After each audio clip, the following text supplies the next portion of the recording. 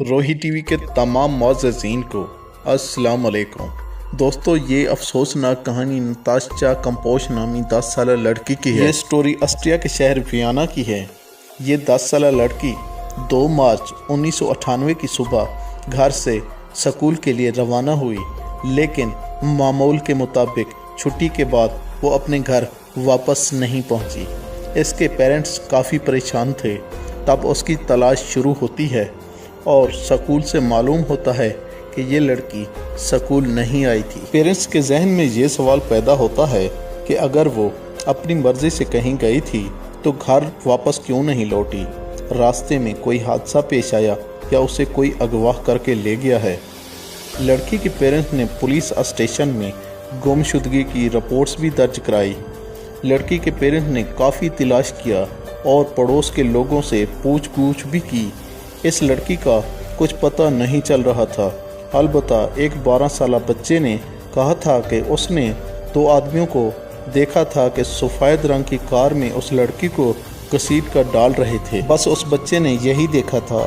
اس لڑکے کی نشاندہی پر اس جگہ پر شواہد اکٹھے کرنے کی کوشش کرتے ہوئے وہاں آس پاس سبھی لوگوں سے معلوم کیا، لیکن پھر بھی کچھ پتہ نہیں چل سکا۔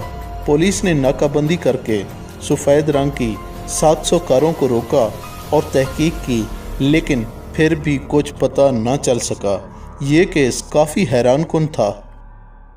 دراصل اس لڑکی کو اغوا کرنے والا مجرم ولف گینگ، لیکن حیرانگی کی بات یہ تھی کہ جس دن یہ لڑکی اغوا ہوئی تھی پولیس نے اس مجرم کی کار بھی روکی تھی، لیکن پولیس کو اس پر ذرا بھی شک نہ ہوا اور اسے جانے دیا۔ یہ آدمی اس لڑکی کو گھر کے ایک تہہ خانے میں قید رکھا۔ اس کمرے میں تمام تر سہولیت موجود تھی، جس میں واش روم اور ٹی وی بھی لگی ہوئی تھی۔